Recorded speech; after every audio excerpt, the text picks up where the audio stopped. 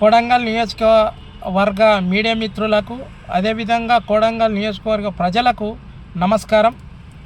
కొడంగల్ నియోజకవర్గంలో నా దౌలతాబాద్ మండల్లో కళ్యాణ లక్ష్మి చెక్కుల పంపిణీకి ఏ అధికారంతోన కళ్యాణ లక్ష్మి చెక్కులు ఇస్తారని నేను అడుగుతున్నా తిరుపతి రెడ్డి గారికి. తిరుపతి రెడ్డి గారు ఒక వార్డు మెంబరా, ఒక సర్పంచా, ఒక ఎంపీటీసా, ఒక జెడ్పీటీసా, ఓ ఎమ్మెల్సీ, ఎమ్మెల్యేనా?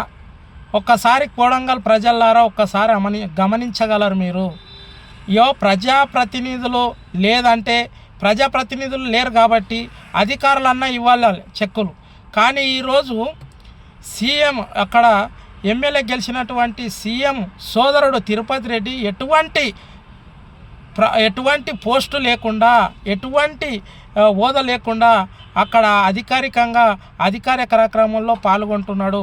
నేను మరీ చెప్తున్నా, నేను మాజీ జెడ్పీటీసీ కోట్ల మైపాల్ ముదిరాజు, నేను అక్కడ మాజీ జెడ్పీటీసీ గెలిచిన వ్యక్తిని.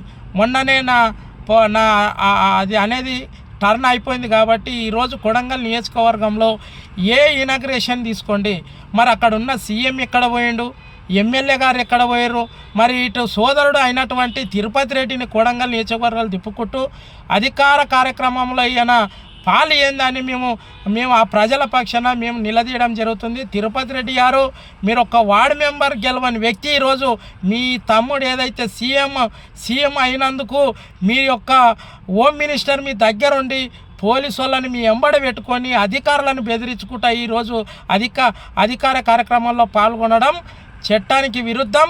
కానీ ఈరోజు ఢిల్లీలోనేమో మీ నాయకుడు రాహుల్ గాంధీ ఏమో రాజ్యాంగం బుక్ పట్టుకొని పార్లమెంట్కి వెళ్తాడు, రాజ్యాంగాన్ని కాపాడాలని. మరి ఈరోజు కొడంగల్లో రేవంత్ రెడ్డి కొత్త రాజ్యాంగం తెచ్చినట్లున్నాడు. మరి మాకైతే తెలియదు. అక్కడ ఉన్న కాంగ్రెస్ నాయకులతోనే కళ్యాణ లక్ష్మి చెక్కులు ఇప్పిస్తాడు, కాంగ్రెస్ పార్టీ అధ్యక్షులతోనే ఇప్పిస్తాడు.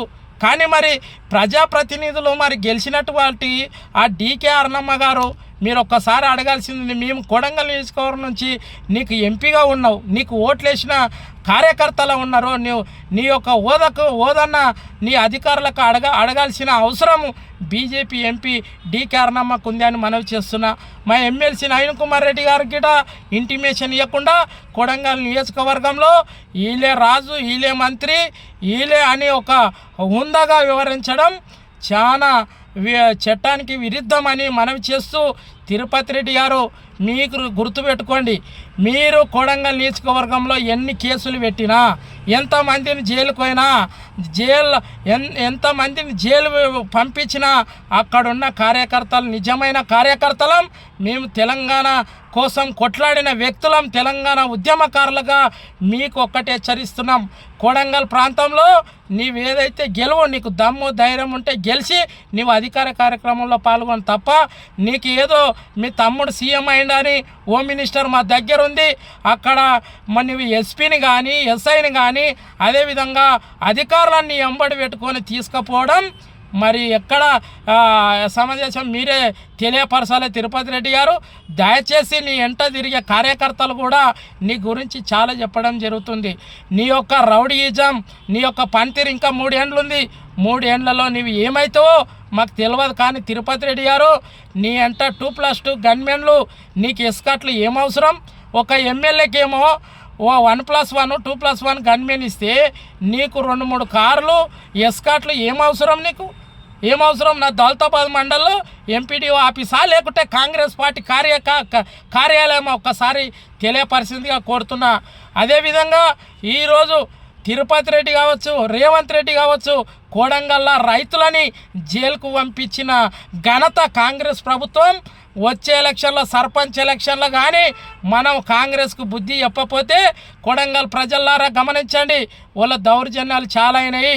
5 మండలాల్లో ఉస్కా మాఫియా, రియల్ ఎస్టేట్, అమ్మాయిలది ఆల్వాళ్ళ పంచాయతీల కానుంచి పెడితే భూమి పంచాయతీల వరకు ఈరోజు కాంగ్రెస్ ప్రభుత్వం ఎలా వ్యవహరిస్తుందంటే సీఎం పేరు చెప్పుకొని మొత్తం అక్రమంగా చేస్తున్నది కాంగ్రెస్ కార్యకర్తలారా ఒక్కసారి ఆలోచన చేయండి. మీరు కొడంగల్ నియోజకవర్గంలో చాలా ఘోరాతి ఘోరాలు ఉన్నాయి.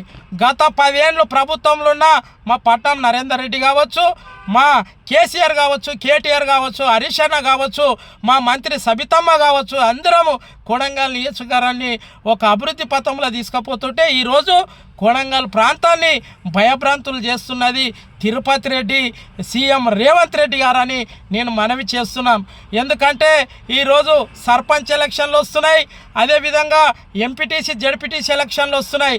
ఎలక్షన్ల ముందు గ్రామంలో ఇందిరమ్మ ఇండ్లు అని గ్రామ ప్రజలను మోసం చేస్తూ ఈరోజు అక్కడ కమిటీలు అధికారులను పెట్టుకొని కమిటీలు చేయడం చాలా భయంకరం అని నేను మనవి చేస్తూ, అదేవిధంగా మరి నేను సీఎం గారికి ఒక్కటే కోరుతున్నా, సీఎం రేవంత్ రెడ్డి గారు ఒక్క విషయం గమనించండి.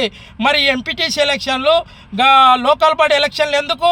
మీ అన్నదమ్ములే పరిపాలిస్తే అయిపోతుంది కదా. ఎటువంటి ఏం అవసరం?